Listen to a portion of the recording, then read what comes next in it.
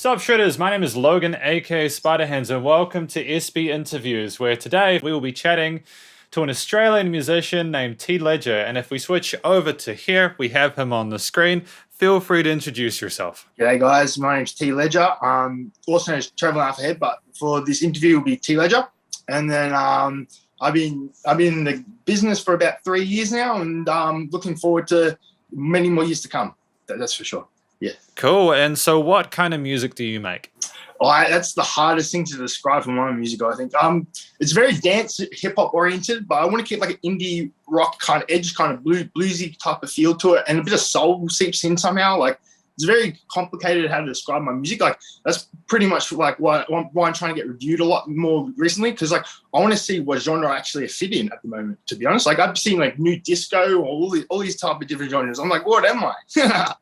But yeah. No, because I have listened to a bit of your music. I've reviewed your music, and I've also been listening to some in preparation for this interview. I honestly don't know. I don't know what genre you fit into. Yeah, I think like they say, it's not very experimental at the end of the day. Like, it isn't that experimental. It's more just like it's like I'm trying to fit into like the indie dance or indie hip hop field. Like, indie hip hop was kind of like the original idea. I wanted to merge indie rock with hip hop originally, like with my original projects. And I've just moved more into dance-oriented music, because basically just like the album Planes of Existence and my debut album, there was more dance feel in some bits of those projects, and it's definitely on Planes of Existence. And now I don't know what category I fit in. It's kind of a good thing. It helps me express myself a bit more. Like, I can just like put out any track I feel like is worth to be put out. But like, yeah, it's very interesting. It's very interesting, like seeing how like Spotify classifies you with different groups of playlists and stuff. And like, I still don't have an idea.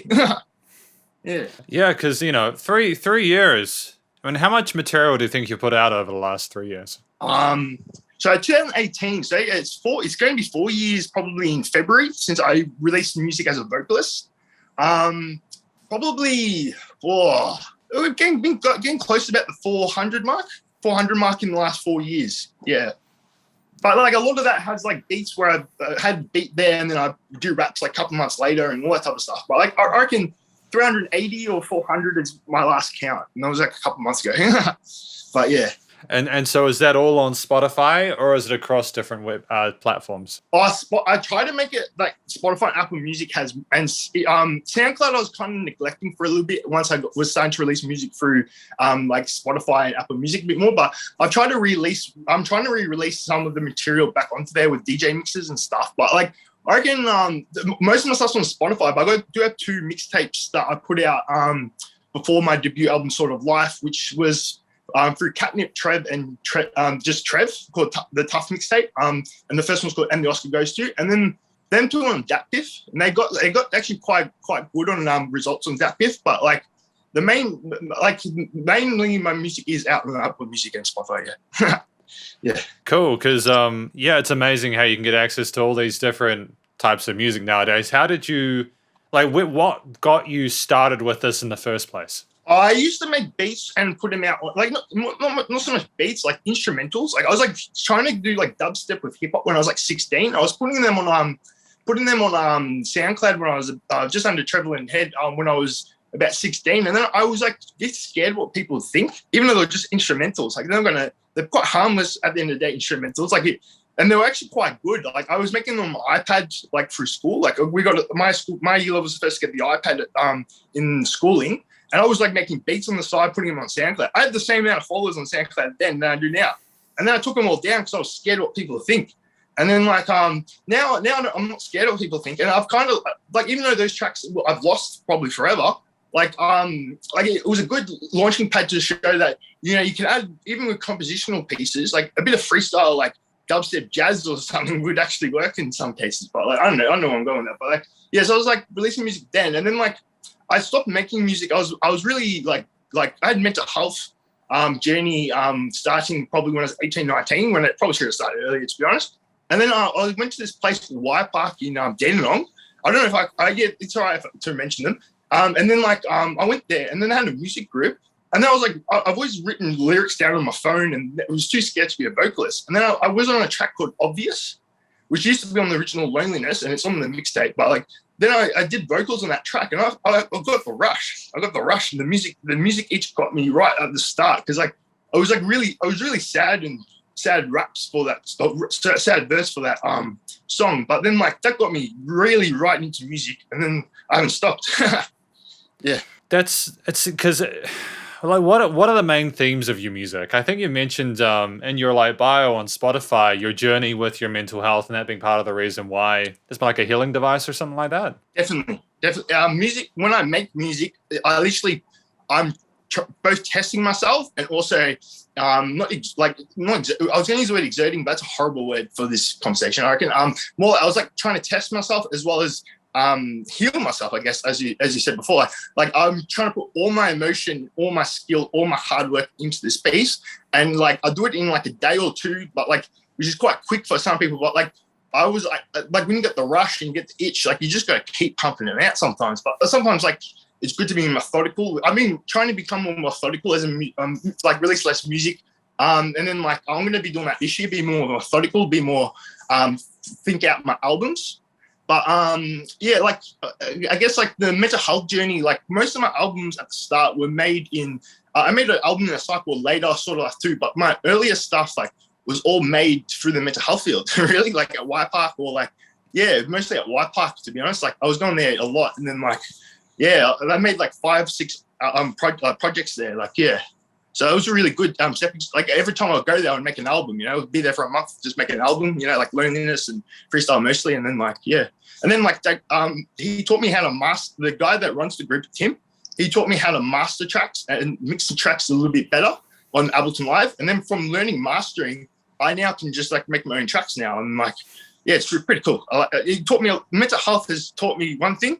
Well, it taught me many things, obviously, but like my mental health journey has taught me one thing, is that like always listen to people that have more experience than you in a field like music, and always take what they take with a grain of salt in times. But like I didn't with mastering, always mixing the grain, he says, you know, and I always mixing the grain because of him. Yeah. Oh, master the grain, yeah. So, yeah. No, you're absolutely right. Yeah, no, absolutely. A common thing I find is that especially, 808s. Yes, I know 808s, yes. Yeah, what'll happen is people won't mix in the green with 808s, and you'll get a track come through and it'll distort and be really gross because they haven't kept those levels. Like, I suppose getting back to the music that you do, like what kind of instruments do you like to work with? I really love it. Like as a person, I was like, when I heard a Tribe Called Quest for the first time, I was just like, I want to have hip hop, be a bit of jazz, a bit of horns, like a bit, like I do my drums like what they do on the song. On top of my head, sorry. Can I kick it? You know, Can I kick it by a Tribe Called Quest, where like all the drum parts are segmented away from each other. And that really spurred me on to do that with like a lot of my like tracks where I was doing at another mental health place called Nehemiah, where a lot of my own production and mastering was all done there. When I was living there. And then like I love horns, but I want to use more of it. I just can't, like, I don't have my old sample packs, so I don't have my old like I haven't been able to afford like a MIDI keyboard or anything in a while. So like I haven't been able to use horns, but I want to use more horns. But I love guitar. My main thing was to add guitar back into music. That was my main aim, you know, to add guitar back into music. And I don't know if I'm a good guitar player or not. Like I've learned a lot in the last year. But like when I was starting out Loneliness, like I was just using the riffs I learned as a kid, and then I was just like just trying to shred like a Dimebag or like a Eddie Van Halen or something, you know, like just try to shred without knowing all the chords. Like Eddie Van Halen obviously probably knows all the chords, but Dimebag, the story about Dimebag was he knew 7 and then he just shred. So I was doing a bit of that with like Grime Time and stuff, Loneliness, and then like now I know all, like I know from A to G, like minor, major, minor, and like I know some I had a secret G for a while now. I have a normal G, and like, I love guitar. I want to get a new guitar, that's for sure. Once I get a new guitar, I'll be making more music again. Yeah. Yeah. What kind of guitar would you like? There's a place where I found a music place I went to as a kid where I got my first Spanish acoustic guitar when I was about 6, and it's still there. Like it's quite reputable.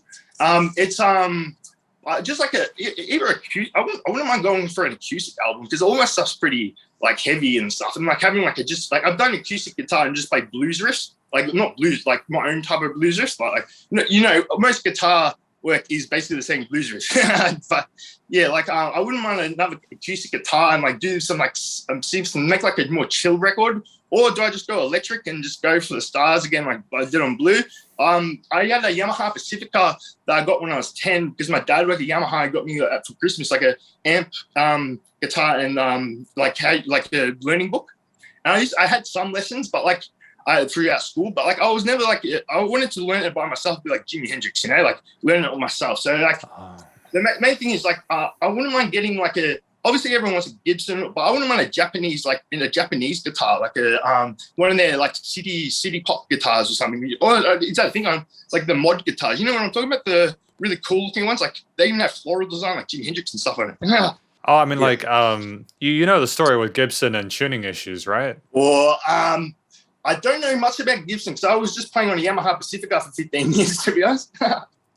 But yeah, but Gibson and tunes, I have heard a little bit about, but I don't know the actual. I've only played an Ibanez really. Other than I played like when I go to my friend Joel's, I do play an 11-string guitar, but I'm not that very good at it because like it's extra strings and like an F sharp string and all that type of stuff. But I still try to play that. So a lot of the stuff with Muriel Spider has a 11-string guitar in it. No, not a lot. Like there's not that much projects with me and him in the scheme of things, but there is some good work there. And like a lot of that was with 11-string guitar. But I think that was an Ibanez too. So I don't know much about Gibson. Actually, I just know they're the most reputable at times. Yeah, nah, man. Just if you get a Gibson, be careful because the weight ratio between like the body and the neck and the headstock with the neck is not ideal. So a lot of people have issues with strings going out of tune when they use a Gibson guitar. Yeah. Yeah, I have heard someone say, "Oh, my Gibson's got tuning issues." I have heard that statement by someone I was around at school or something, and I was just like, "What is he talking about?" But like, yeah, that explains. No, I wouldn't mind getting one of those Japanese guitars, like the independent made guitars that have like Jimi Hendrix floral design with a weird looking bass, but it just looks cool. But they're like $2,000 to $7,000, so I've got to. I don't know. Like if I had a car, I would sell it to get one, but. I wouldn't blame you, man. Like the cool thing about like guitars nowadays is there's so many independents making their own instruments. And you know, have you been on Instagram and just looked through the different luthiers selling their stuff and how amazing those guitars are? I did back when I was about 19, 20, follow a lot of like guitar making like pages and stuff because like at the time I wanted to be like I've always wanted to be not a star. I wanted to be like reputable as a musician. So I've always like looked at like I used to follow all the guitar pages and see the independent ones. Like if a guitar's going to be the best for me, it would have to have a floral design because I worship Jimi Hendrix. But yeah, no, it doesn't have to, obviously. But that 11-string guitar I play sometimes is very hard to play. I don't know how metalheads like I know my cousin was a metalhead and he was awesome at guitar. Both two of my cousins are both awesome guitarists. But like he used to be playing like Metallica or like be playing like what's that band he loves? I can't remember on top of my head. I can't remember all the metal bands out there. But like Meshuggah or like he taught me some Green Day and stuff, and I was like, wow, this is actually still quite hard, but like it's not that hard compared to what you're playing right now. Like it was like his fingers would be like that on a guitar, like. And then that wanted me to learn how to do tablature, but like the problem with tablature for me is like I was quite good at the start at tablature, but I wanted to know the notes, so I was learning the notes and stuff, and like the main thing is though, like at the end of the day, it's not the guitar that makes you, it's how you play it. That's what another thing is. Yes, you got to put the work in. You have to practice a lot. And yes, but that's my main message. That's okay. Look, I'm glad that you got a passion for music. You mentioned wanting to know the notes. Did you do any sort of theory stuff at school, or was it predominantly more performance based in production? My school was very performance-based in production, but in year 5 and year 6, one of my teachers taught, Mrs. Chalmers. She had like a learn guitar like at lunchtime type of thing, and she would teach us all the chords, and it would be up to you to remember it. And I only did it once. She did it for a whole month, but I did it in like a week, and like I learned like E, which is my favorite chord, E major, E minor. Like it's a very easy chord, but it sounds brilliant. I love A as well. I learned A off her as well. I learned D. Major. Like she was just taking major, not minor at that stage. But I worked it out later on by playing bass. Playing guitar when my dad was playing bass. You know, like with A, you just go like one down, you know, or something like that. You know, it would be cool if I had my guitar right now. Okay, but like, and then she taught, and then I learned C, gent C later on. I only learned C last year, and he taught me power chord C, and he said it was gent C just to make it cooler for him. But I stick away from power chords, bar chords, and all that type of stuff. But I do know it now. I've learned a lot in last year, but at school I learned like the simple chords, and like then I went into tablature. And then I learned all how to scale and stuff through my songbook, which I got from my dad. Like it was like an immediate or beginner or something, but like taught you just the notes. And I already knew the chords, and then I played around with that, and I would practice every day for like when I wasn't playing footy or wasn't doing this and that, and then like. Yeah, at the moment, like I'm pretty comfortable with the guitar, but I'm not the best ever. Obviously, no one's going to be the best ever, but like, yeah, like I'm pretty comfortable with guitar now. But and I love playing piano. Another instrument I love is piano. Drums, I'm very good at I'm very good at programming drums, but playing drums, I don't have the I do have the timing, but I don't have the visceral timing. You know, like playing for like an hour straight at a live gig, like that would be pretty hard. Yeah. Yeah, well, it's a very physical instrument. So you've got guitar, you've got piano, you've got drums. Are they your main ones alongside your vocals? Yeah, pretty much. Like when I'm working with Spider, it's very much so MIDI and stuff based. But when it's my own music, like I try adding piano and guitar to most of it. But like if I'm like I still got a piano, but I don't have my laptop charger cord broke, and I have to wait to get the charger cord, and I haven't been able to use my laptop in about a month now. Like it's been pretty bad, but like I count my computer as an instrument, like my laptop as an instrument too, because like when I'm doing like the Pooh Boy 8-bit, like it's called Pooh Boy, the 8-bit software is free. I play that like a keyboard, and like I just like play I play hectically.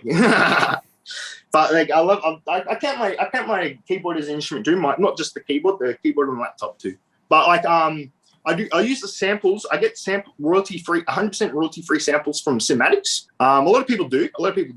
And I try using the stem of it, and then like putting in crazy effects on the stem of it. Like say get a horn here, or like get like the bass of the sample there and use that, and then like put a lot of distortion on it. Like I put a lot of effects on my music. Like I never leave anything without effects. But which is not the best thing, but it's my own thing, I guess. Like I love making music so much, I had to put effects on everything. But yeah, that's it. That's okay. And like, if you were to like make a track today, how would you start it? Oh, okay, so I would when I first started out, I would write the lyrics before the song, like before making the song, and then or I'd be in the room when they're like doing the piano of it and get the feel of the track, and then write the lyrics. That was how I started out making my raps or my singing at times. But like at the moment, I'll sit down like for about 2-3 hours, like just play, like getting the samples ready, getting like the drums ready, and then like putting piano in the bits that need it, or like just play the piano to the whole bloody thing sometimes, you know. And then I would add guitar for a solo here or there, or maybe just for like I try to play the whole song with it, which doesn't always work. Like Rehash on Blue, the guitar is too loud. But I would do that for 3 hours, and then I would then write the lyrics, and more to do it with how I'm feeling at the time, but more like in line with what I think would fit the song. And I would write that for like I can write lyrics like a 64 bar in about 10 minutes, or it would take me about an hour. Like it's not about how long it takes you to write the lyric. It's more how clicked you are with the beat. If you do it the way I would do it, it would either be 10 minutes or an hour writing the lyrics and writing the whole like planning out the song. I'll composition the song and all that type of stuff when I'm laying down the beats, and then like I'd hopefully make another like a pedestal but with guitar in it, I reckon, or something like that. Yeah. Dope, man. No, that's cool. Do you find that? So you're finding that the way you've made this music has changed over the time that you've been doing it? The tech has changed, but the lyric writing has become more. That's why it's probably good I've been taking the break without wanting to take the break, because like now it's like kind of made me like look at life more looking for the meaning of what's happening to me, or like what's happening there. And like then if I was to make a song tomorrow, it would be like I'll make a song maybe called Uncertainty or something. I don't know, like on top of my head, like uncertainty, because like there's a lot of uncertainty in my life at the moment. But like when there's uncertainty, like you can have good and bad and that. So it'd be more of a dynamic track if I was to make that, I reckon, right now. But like, yeah, sorry, yes. No, it's okay, man. Like, have you done any collaborations with other musicians before? Mostly my collaborations have either been with Mural Spider, who was year 12 when I was year 9 at school, and we just clicked over music. He was more into post-hardcore and like that, but he makes indie-tronica now, or electronica right now. And like his beats he's been making, I'm going to be making 3 projects within the next 2 months. Like I forgot that going into this interview. I'm making 3 projects with him in 2 months.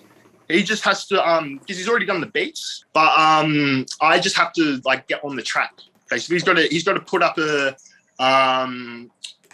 his vocal booth, like soundproofing and all that type of stuff. Yeah, but I'm making 3 projects in 2 months with him. He's making rock beats for me now. Like he wants me to. He knows I want to go rock at some point, so he's making he's like he taught me the C chord. He taught me some of them taught me B chord, which I don't know. Like I never knew B was on the guitar for a while there, but like he said it's like four frets down, your 3 fingers on the bottom strings, and that's B major apparently. Like, and then like I play it and it is. So I guess like I now got all the pieces of Gizoda of the guitar, but he's doing the guitar work because he's a lot better than me anyway. Because he used to play live and he taught me a lot about music himself. But when I collaborate, mostly it's people through the mental health field at Y Park.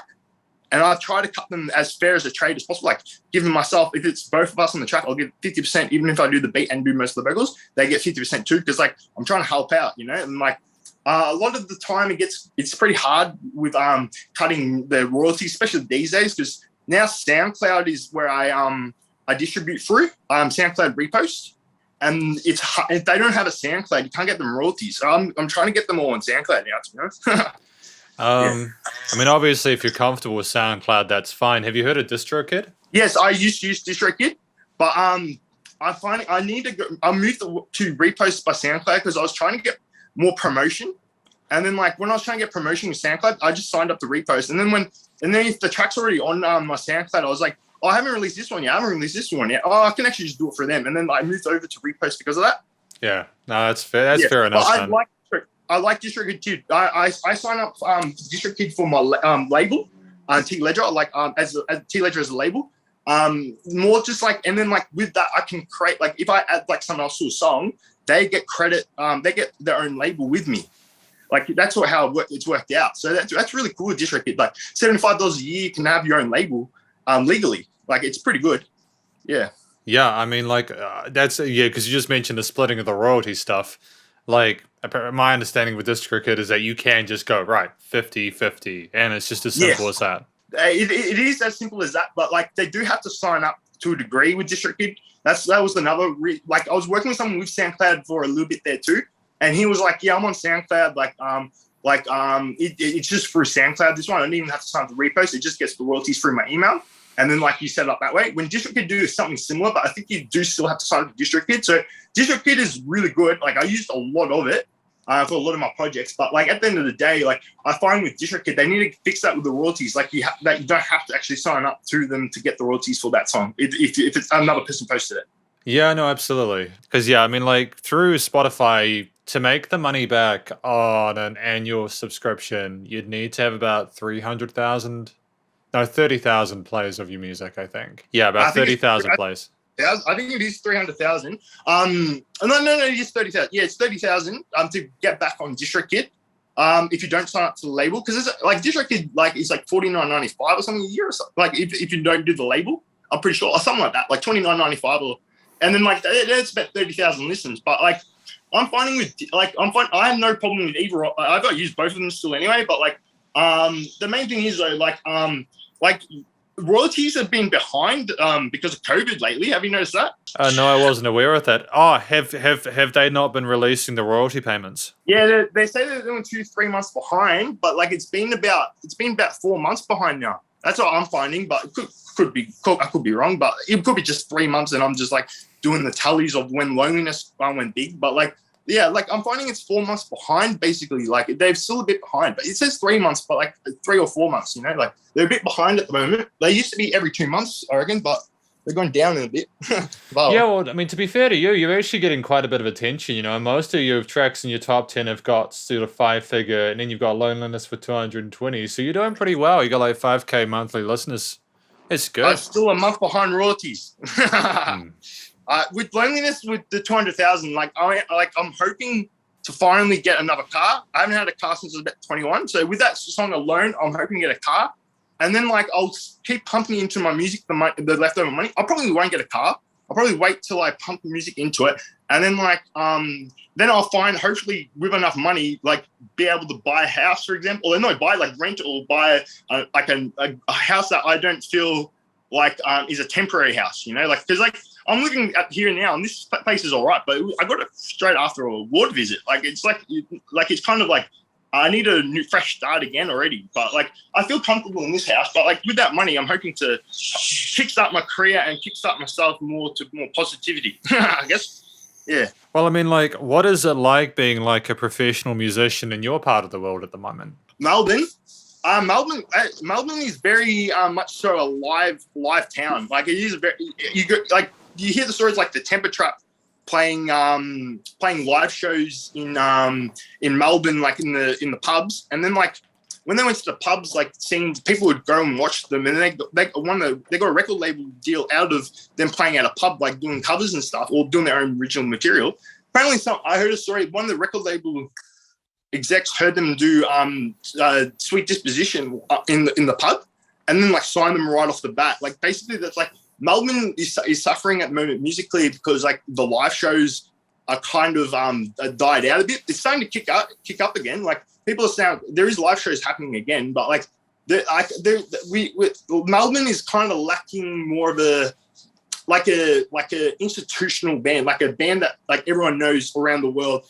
Back when 2010 was Temper Trap and all those type of bands, and before that there's a long history of really good bands coming from Melbourne, AC/DC going down what's that street, Flinders Street? No, Flinders Lane, wasn't it? Flinders Lane in One Way to the Top. Melbourne's got a history of bands, but there's the acts that are coming out now internationally from Melbourne are Tones and I and stuff. I have no problem with Tones and I.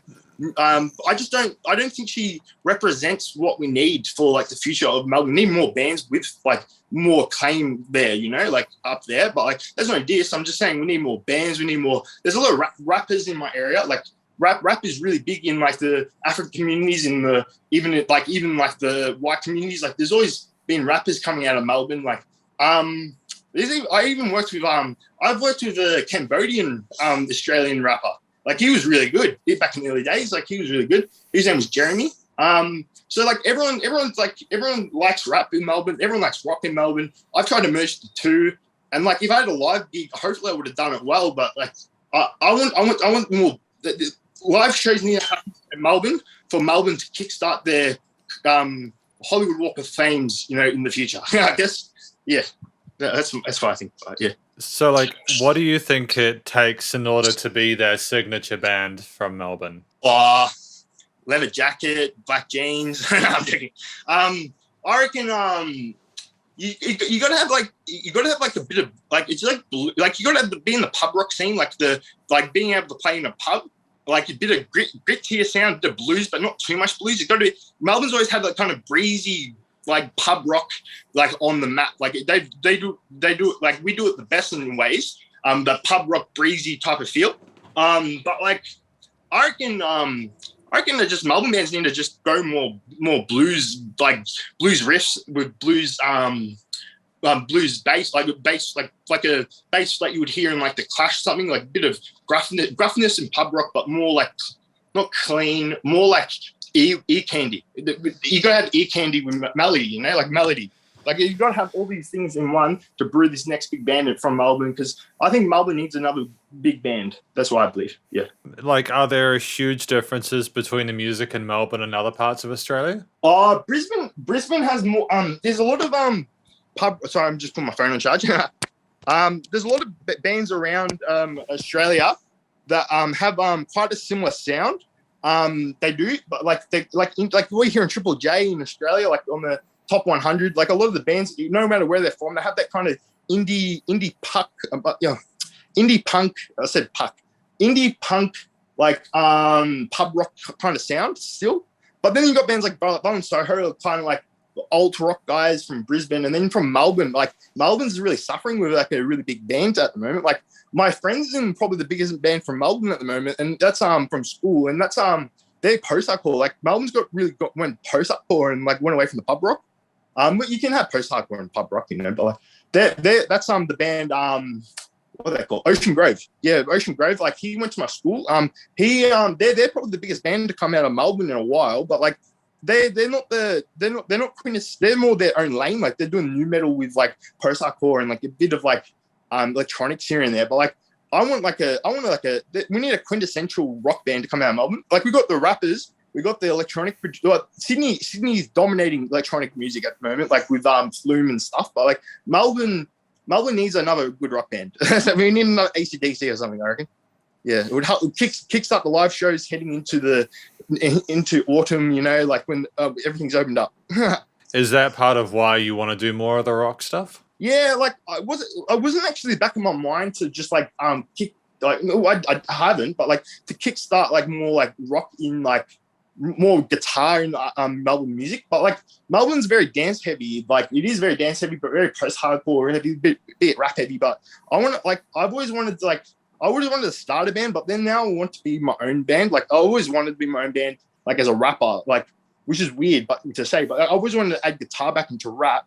And then like now I'm like thinking, I'm like, if I keep playing guitar like I do, how will I do it live? And then like I'm like, and then you got like sites like songdata.io. I can get the key and just like play what I remember. But like, yeah, like I wouldn't say that it's because of the lack of a big quintessential band from Melbourne at the moment. It's more like I've always worshipped like Kid Cudi's ideology to like to add guitar to rap. You know, like I love Jimi Hendrix, loved him since a kid. Even before I even heard one of his songs, I saw him like, oh, he looks cool. You know, when I saw him on a Woodstock DVD from my dad.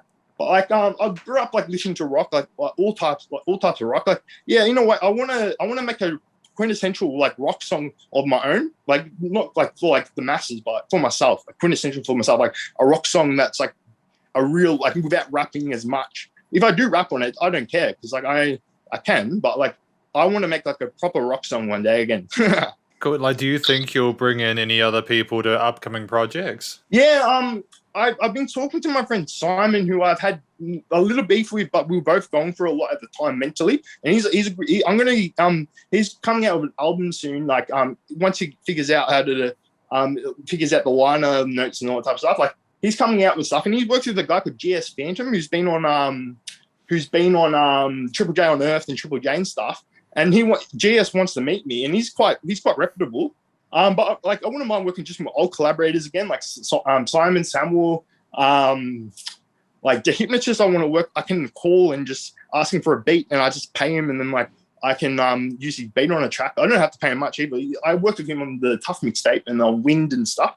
But Tim, I understand why I can't work with anymore because he was working as a mental health like music therapy, you know, like all like that was kind of his job description. So he's paid to make the beats when we were making them, but that's why he doesn't want credit as much because like, you know, like it's more like, you know, like that. But like I wouldn't mind working like with people that I know from him again, like a lot of my early collaborators. But I can work with some people like if I pay some money for a website called FT Plug, featuring plug.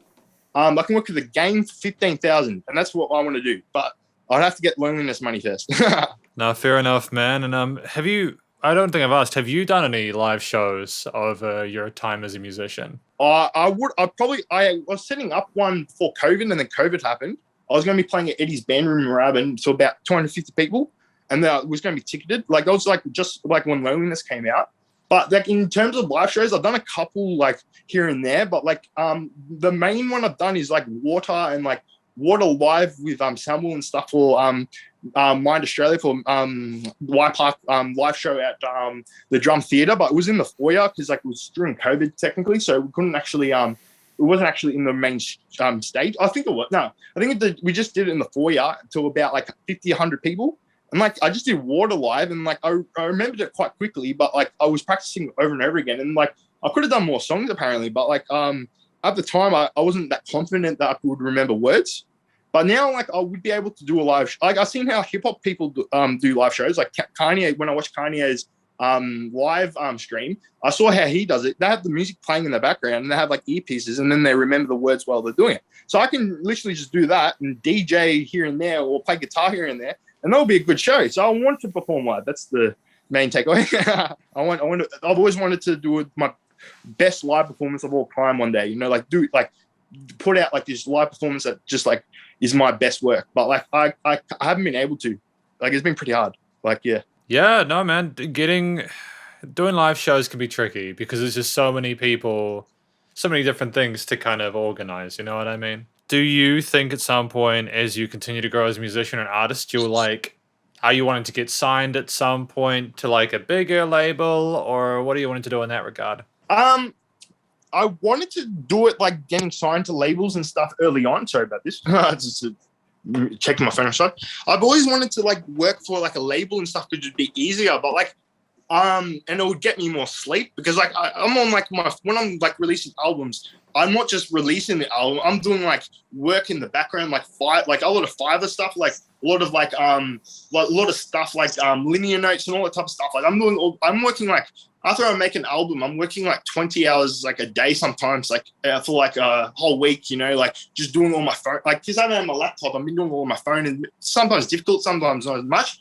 But like it's like 20 hours, like sometimes writing my own music, I guess. Like, but like I wouldn't mind getting like a chop out, like a help with a label or something. But I enjoy that. I can say that I have like I'm independently my own artist. Like but like if like say like Def Jam was to call and say you're the best Australian Melbourne rapper from Werribee in a while. We want you on our label. I would sign myself to them or something like that. But like that's a pipe dream, you know, at the moment. But like it could happen maybe one day. I'm not saying never say never, but I would have to choose my labels smartly. I couldn't just like go. I don't find the Australian labels are that. Like Mushroom Records has a great history and quite great, but like I don't find a lot of the labels in like Australia to be quite like switched on with what actually makes a classic record. Because I'm trying to make classic records. And then they just put out dribble like half the time. Like I'm not bagging anyone, but like I'm like by myself, I'm putting out more classic records for myself. Like not for like it could be for other listeners, obviously, but like for myself, I'm finding that I'm putting out better product in terms of an album than like than like the chart toppers from Australia. Like not in a bad way, but like you know what I mean. Like I'm finding the labels are losing track of what makes a classic album. I'm in the business of making classic albums, so I'll need to be on a label that likes making classic albums. That's what I think. Why do you think that the labels are putting out music like that? Probably because they heard a synth and they put saturator on it, and then they're like, "Whoa, this sounds like more clean and more beautiful than this clean and beautiful sample or like piano piece." You know, like then like they just want saturated. They like not just saturated. They want like saturated, just ear candy, but like not even like Australia doesn't make ear candy and pop. Like a lot of the time, Australia makes like emotive, like very surface level music that like doesn't really resonate with like the big crowds. But I guess like listens by like people that are younger or something. Like they have look and they love putting saturation and stuff. When I think of my favorite Aussie hip hop artists, I love Aussie hip hop. Like they have like violin in their music. They have like. They have live instrumentation of like really beautiful instruments like on their records, and then they rap their asses off. But like when you listen to pop from Australia, like recently, or like probably since like there's always like Jessica Melba is a lovely singer. Like there's a lot of great like beautiful things, but they haven't been releasing music lately. And like the new brigade, like they're putting too much. It's too clean and cookie cutter. It's just cookie cutter, you know, like it's just like watered down American pop, you know, like we need to have our own sound again. And I'm like, why don't they just add a electric guitar and have like the best guitarist just shredding like crazy, you know, like it would be awesome, you know, like having more like put flanger on a drum, which I do, which is a horrible idea, but like something unique, you know, like, and that's why I was doing what I was doing. So like I was finding Australians went like breaking into the international level. Like New Zealand has done a better job of Lord, I reckon. Yeah, Lord was an interesting example. We really haven't had many musicians like her. She was just an enigma. It was wild, man. And Australia does have a history of claiming a lot of New Zealand artists, like the Split Ends, but that turned into Crowded House and all that type of stuff. So I guess Australia's kind of we can't make pop music. Why don't we just steal from New Zealand? That's like Pavlova and stuff. But like, no, my favorite band to come out of New Zealand, like my favorite project to come out of New Zealand before like a Lord, like not Lord, I like it better than Lord because Lord's not my clientele, but I still like some of Lord's songs, especially like Royals and Lord's early stuff. But like what I'm finding like New Zealand indie rock was actually really good in like 2010, 2008 to about 2014 when it was big in Australia. And so a lot of those bands are actually awesome, like Cut Off Your Hands, they're called, and like there's bands like that. There's like they're not like everyone's favorite, but I like the singles off their first album, and like the ones that were on FIFA and everything. But like I reckon like Australia needs to learn a lot about Lord and not do a Tones and I again. Yeah, we have institutions such as New Zealand On Air and stuff where they actually will fund music videos and all this promotional PR stuff and music production. We have lots of scholarships for musicians who have X amount of fans on social media. To be fair, I'm not sure what the situation's like in Australia for indie artists, but there's a lot of support for indie artists in New Zealand. Oh, there's I think it's not Amtel's a pharmacy. Of course I would know that. What do you call it? It's like I'm signed to it. It's like I can't remember on the top of my head because I've only put water and stuff there. It's probably why I don't get played as much on the radio as I should. Like there is a lot of like good initiatives for artists and stuff, but like but it's mostly in like theatre. Like actually, like Australia's like really big with theatre still. When they and then like their music programs are really good, but like they don't pick the artists that really need it. They pick artists that just have a like, oh, this guy got like an A+ in music when he's 15, and then he's just like being behind the scenes doing this and that. Like they pick those artists and not like the guy that was playing guitar, not me, but like playing guitar for like years, knowing like all the classics and stuff, and then like has a great voice, comes out with like an awesome song, puts it out on their site, and then he just left on the wayside. That's not me. That's like I'm just saying like an example, but like they have a lot of initiatives and stuff. It's just really hard to get into. Like you'd have to know someone to get into it. It's not just like it's not like yeah. Australia keeps it quite under wraps about like how to get into the like getting the grants and all that type of stuff. I've tried doing it, but I didn't put my all into it because I'm like I am a bit of a minimalist. As you can probably hear by my music, I'm a bit of a minimalist. Like I can live off nothing and still get a potato somehow and make some chips. Like that's how I like to live my life. But like I spend most of my money on cigarettes, but like I get the cheapest ones I can, I guess.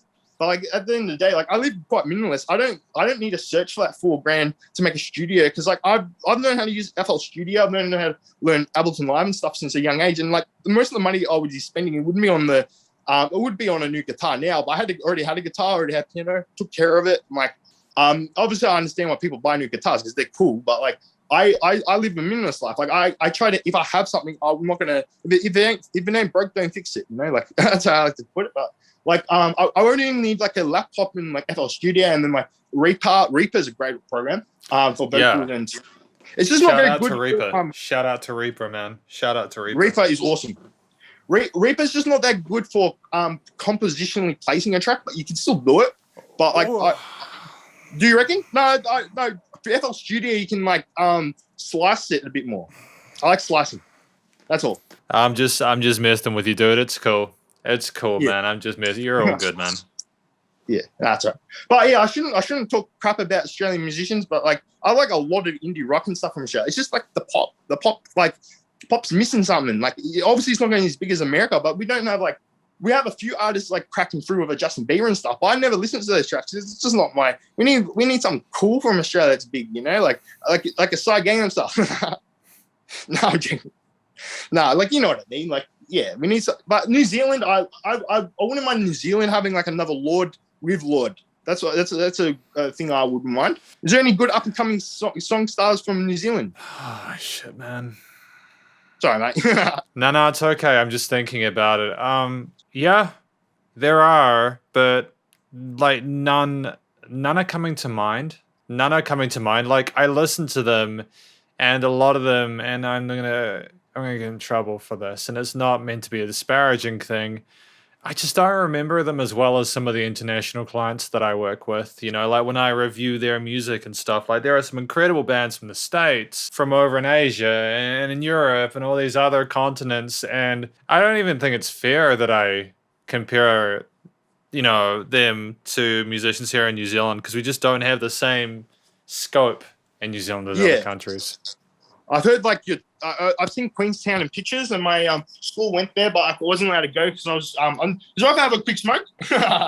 It's all right. We're pretty much near to the end of the interview, anyways. I was just gonna ask, like, because you seem like you have pretty strong views on where we need to head. Sorry, so Aussie hip hop has died down a little bit too. Aussie hip hop was our biggest stable, and then like apart from like maybe post hardcore for a couple of years, but like internationally, Aussie hip hop was quite reputable for a while with Bliss Nesso or like in Melbourne there was like Pez and Illy and stuff, and like 360 lived down here and stuff. Like we had all these great rappers with great sound and great albums, but like they just stopped making music as much. And then they apparently they were just like their beats were too mellow for Americans. So I have this is my answer to everyone's questions. Like everyone's not questions, everyone's quibbles with Australia, like music in general. Like, what does it need to like be better? I'm just like add electric guitar or an acoustic guitar or like some live instrumentation into it, and just see what happens. Like, if it fails, it's like the industry won't fail for it. We'll probably come out with a classic album with it anyway. That's what I believe. Yeah. Just a little bit of extra humanity to it. Yeah, a bit of humanity. I like adding the human touch to things, because like a lot of my stuff is really distorted, really like gritty. But then I add like something beautiful to it, and then I play on over the top of it. And like I'm just like jazz freestyle, not jazz freestyle. I know what I'm playing, but like it's kind of like jazz piano or like very bluesy and like shreddy guitar. And then like I always want to add that in because like it's my own thing, you know. It's like my own human touch to it, as you said.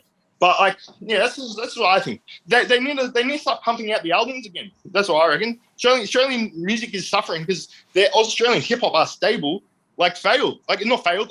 Stopped making music as much, and like I shouldn't have said failed. So that's horrible to me. But like it's like not as reputable anymore. And like I reckon they just need to try something fresh, something different. Add some guitar, or like add some like organ or piano, or like go back to the violin stuff, but add like some like a blues rock riff like in the middle of it, and I'd buy their CDs in a heartbeat if it has good solo in it.